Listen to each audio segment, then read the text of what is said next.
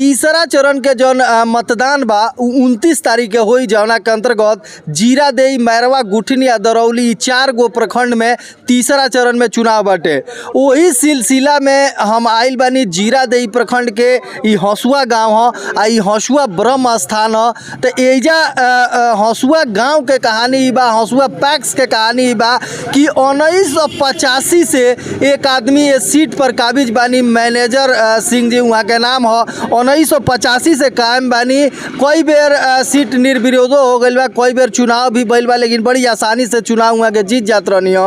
अब ये बेरा के माहौल ई बा कि यहाँ एगो मजबूत प्रत्याशी गीता देवी आइल बड़ी चुनाव मैदान में। उहे के कुछ समर्थक लोग यहाँ बाटे जे कि प्रचार करता, घरे घरे घूम घूम के जे भी वोटर बा ओकरा के आपन काम चाहे जीतला के बाद वहाँ के का करेम ई समझाओ तलो। तो इतना लोग हमरा साथे बाटे। यहाँ जानल जाई कि सबसे पहले रउआ से ही जानल जाई कि हंसुआ जौन पैक्स बा जेकरा पर 1985 से जे काबिज बा, तो का सोच के रउआ माने चुनाव लड़तनी?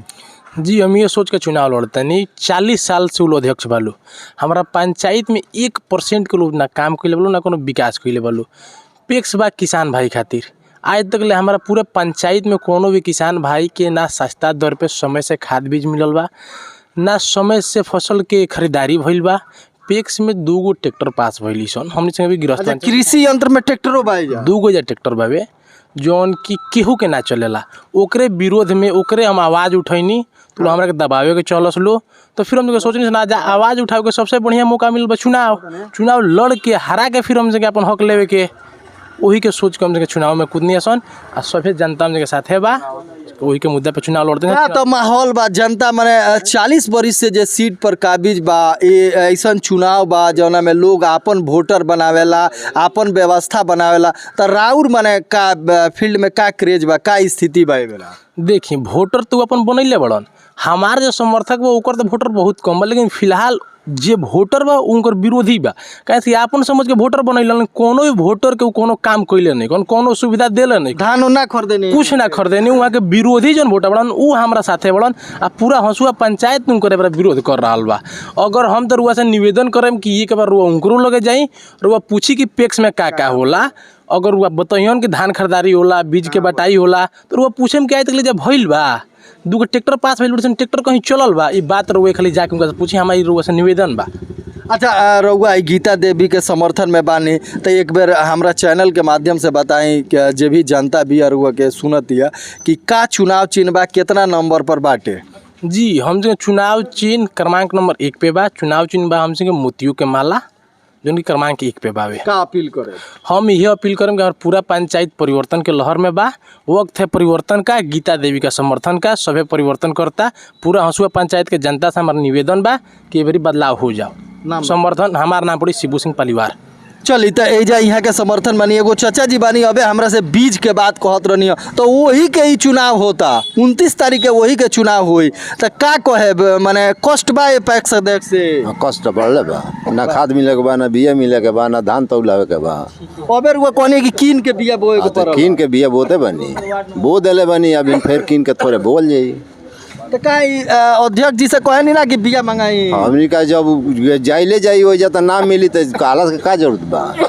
बाजार में मिला तो बाजार में कीन के बोल जाई। आई ट्रैक्टरवा जौन 2 गो मिलल बा, उ ट्रैक्टर अब कहता हमने की जानकारी जे ट्रैक्टर हमरा मिलल बा नहीं खे मिलल, ई बात नहीं खे। लेकिन हमने के ई जानत जब फेक में खादर बिया आवेला दियाला तो उ नहीं खे मिलत। धान हमने के उपजरा जतनी सन, गेहूँ पर जतनी सन, तो जौन अधिका होई बेचे वाला तो उन्हें के तक फैक्स में दिया जाई, तो धान हमने के ना ले ले, ना तौला ना। नाम बता दिए। हमार सत्यदेव शर्मा नाम है। चलिए, एक आदमी और ही बानी यहाँ के, किसान लागत तनी गमछी लटकौले बनी। ई बताई अवार्डो बनिए जाके। तो अवार्ड साहब ई बताई कि रउआ पैक्स के स्थिति का बा? 40 बरिस से वहाँ के काबिज बानी, तो कब तक ले रखे हम लोग? देखी हमारा पंचायत में फिक्स कोनो काम नहीं के होखा। हमने के ये चाहते रहे कि हमने के नया कैंडिडेट बनाई जा, चुनी जा आ बढ़िया काम होखो, बढ़िया काम हो। हाँ, तो नाम बा हमार नामे हमके तो नामे नहीं खे, बाकी नामे नहीं खे। वार्ड होई महाराज। जी जी जी, हम वार्ड हैं। वार्ड हई बाकी नाम नहीं है।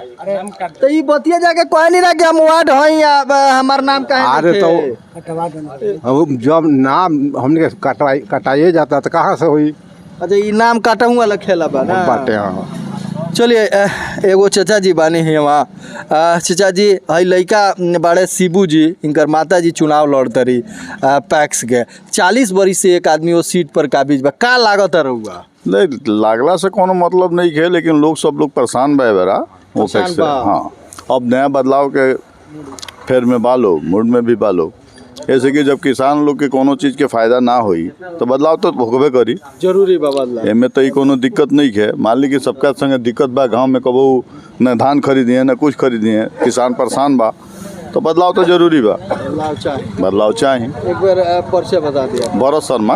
भरत शर्मा जी। बराबर। चली तो एहिजा बहुत लोग बा ई बरम स्थान बा एगो युवा बानी हियाँ के यहाँ से जान जाइल जा सबसे पहले ही बताई कि नाम का हो रहा हमारा आदर्श सिंह नाम पड़ी। आदर्श सिंह जी।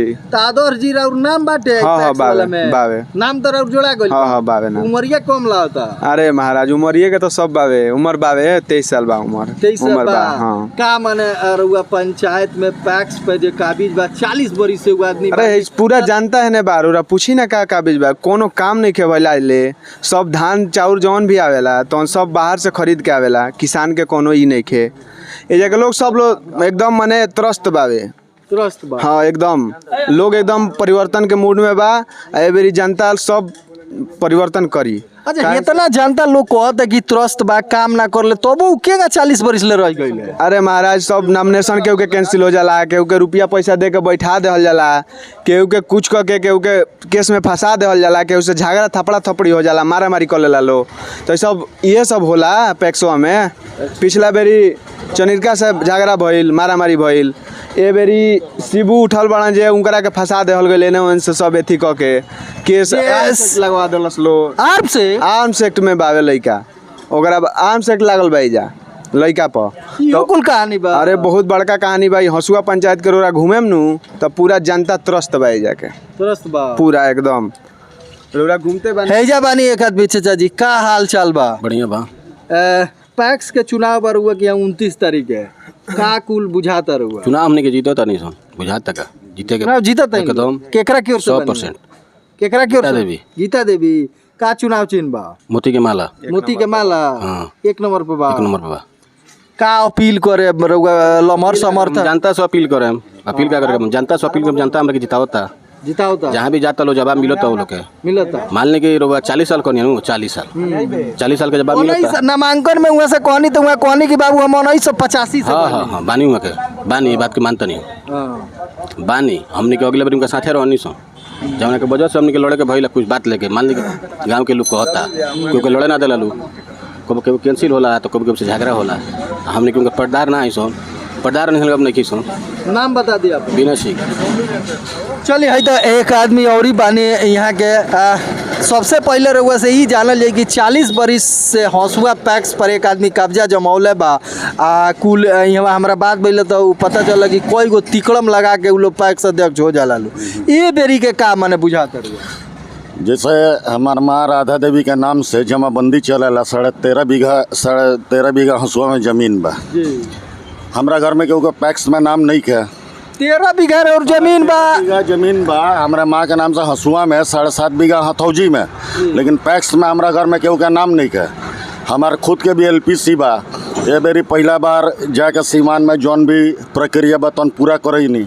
अभी कुछ दिन 7-8 दिन पहले पता कोई नहीं है तो पता चलल कि हमारा नाम जौन बा कट गई बा, जबकि हमारा नाम से खुद LPC आज 15 साल पहले से भी बा 13.5 बीघा जमीन के, फिर भी हमारा नाम कट गई बा। तो ये ऑनलाइन ना करैले रहनी हो? सब सीमान में ऑनलाइन करा के सारा प्रक्रिया जौन अधिकारी बालोग तन पूरा कैलस लो। ओकरा बाद हम बार बार जाने का चाहबो कोई नहीं हो कि भाई नाम काहे कटल बा, ऐसे कि हम खुद भी कंप्लेन करे एकर बारे में हम जात रहनी है, लेकिन अभी पता ना चल रहा कन्फर्म। अब पता चलल बा कि कट गई बा। अब जे नोडल अधिकारी बा ओकरा खिलाफ तो शिकायत हमरा करही के बा।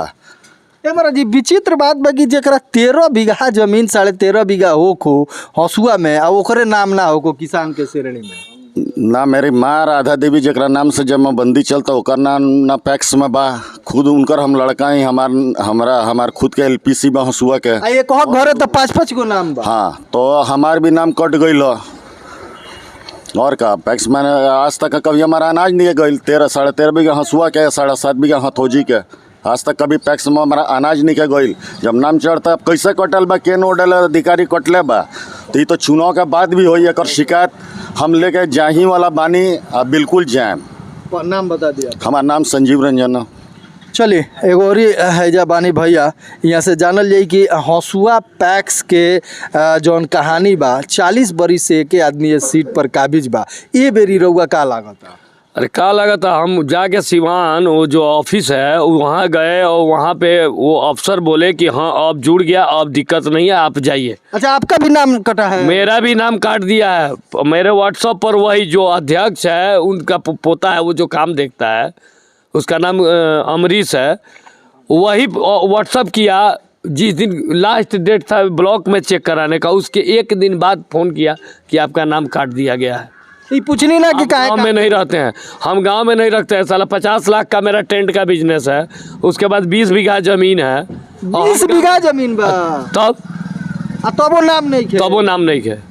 किसी का अनाज नहीं लेता है, किसी गरीब का अनाज नहीं लेता है। वो सारा कोटा से चावल खरीद के वहाँ ग्राइंड करके और टोटल पैक्स में हमारे पिकअप से बेचने वाला है वो, सरकारी गोदाम में। तो ये बताएं कि तो इतना सारा लोग शिकायत करता, तो वो 40 बरिस से उबाड़े केगा बाड़े वो 420 से, जैसे कि हीर मकरियार का लेडीज का नाम और हसुआ का पति का नाम, ऐसे गलत दे के वोट दिलवाता है। अब देखनी नामांकनमा में बड़ा बढ़न लोग उनके साथे गई रहे। वो तो जाए खातिर तो जे चोर होला ओकरा साथे बड़ा लोग जाला।